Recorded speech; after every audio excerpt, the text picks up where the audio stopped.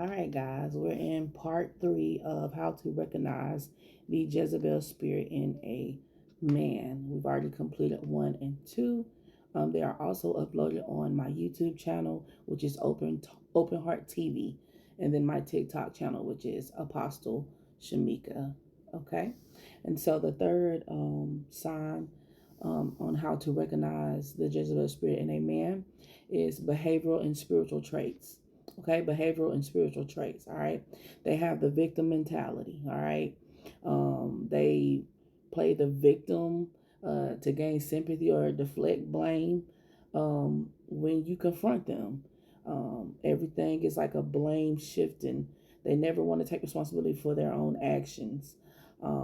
They can't just say, "Oh, I was wrong," or "I'm sorry," or they begin to deflect and they don't like to be confronted.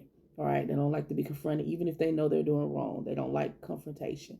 They don't like you to tell them that they was wrong. They don't like you to confront a situation, because what that makes them feel like they're not in control.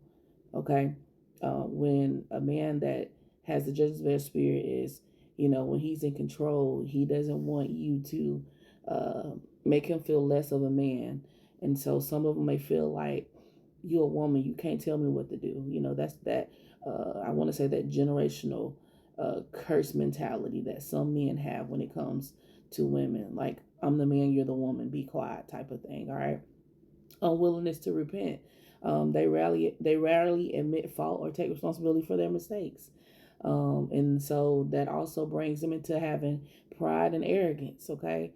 If someone doesn't repent or take fault for their mistake, then you'll begin to harbor pride and arrogance. And so that's a whole nother level of warfare and trouble that you will have with a man. All right.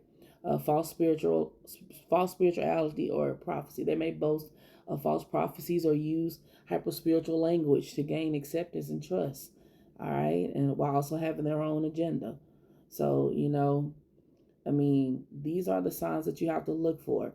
But this is part 3, behavior and spiritual traits. So victim mentality, unwillingness to repent, and then a false spirituality or prophecy. And then also bitterness towards authority. They don't like authority because they want to be in control. So anything that has an authoritative figure or they're in an authoritative position, they don't like it. They don't like it. They don't want anything to do with it. They'll run from it. All right. All right. Thank you. We'll be back for part 4.